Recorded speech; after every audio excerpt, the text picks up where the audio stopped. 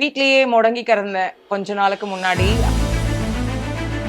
வெறும் பேச்சு மட்டும் மூலதனமா வச்சு அரசியல் பண்றவங்க மத்தியில மக்களோட முன்னேற்றத்தை அவங்க கையிலேயே கொடுக்கறது தான் ஒரு தலைவனோட அரசியல் பணி. உதயநிதி ஸ்டாலின் இன்னைக்கு அதை தான் செஞ்சிருக்காரு. வீட்டுக்குள்ளேயே முடங்கி கிடந்த ஒரு பெண்ணை இன்னைக்கு சுயமா சம்பாதிச்சு தலை நிமிர்ந்து நிக்க வைக்கிறது சாதாரண விஷயம் கிடையாது. வெறும் தையல் மிஷின் மட்டும் கொடுக்கல, அவங்க வாழ்க்கையே தைக்க கத்து கொடுத்திருக்காருன்னு சொல்றாங்க சேப்பாக்கத்து மக்கள். சாதி மதம் பாலினம்னு எதையுமே பார்க்காம எல்லாருக்கும் சமமான வாய்ப்பை இந்த திறன் மேம்பாட்டு மையம் மூலமா எப்படி அமைச்சு கொடுத்திருக்காருன்னு இந்த பெண்மணி சொல்றது பாருங்களேன்.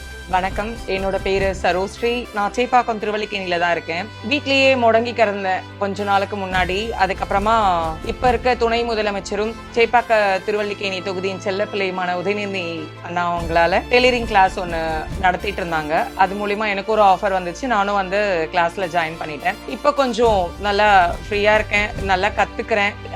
பெண்கள் மட்டும் இல்லாம திருநங்கைகள், ஆண்கள், பெண்கள்னு எல்லாருக்குமே இந்த சேப்பாக்கம் திருவல்லிக்கேணி தொகுதி அடிப்படையில எல்லாருக்குமே ஒரு உதவி பண்ணணும்ன்றதுக்காக இந்த திறன் மேம்பாட்டு பயிற்சி மையத்தை ஆரம்பிச்சு அண்ணன் நல்லா செயல்படுத்திட்டு வராங்க. ரொம்பவும் நல்லா இருக்கு. முக்கியமா திருநம்பிகளையும் சப்போர்ட் பண்ணி பியூட்டிஷியன் கோர்ஸ், அதுக்கப்புறமா வந்து கம்ப்யூட்டர் டேலி, இந்த மாதிரியான விஷயங்கள் பண்றது ரொம்ப பிடிச்சிருக்கு.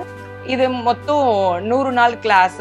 இந்த 100 நாளும் இந்த வகுப்பு முடிஞ்சதுக்கு அப்புறமா கவர்மெண்ட் மூலமா நான் நல்லபடியா முடிச்சிருக்கேன் அப்படின்ற ஒரு சர்டிபிகேட்டும், அதுக்கப்புறம் நான் வீட்லயே இருந்து நான் சுயமா சம்பாதிக்க எனக்கு ஒரு தையல் மிஷினும் எனக்கு தரேன் அப்படின்னு சொல்லியிருக்காங்க. உதயநிதி தேங்க்ஸ் தான்.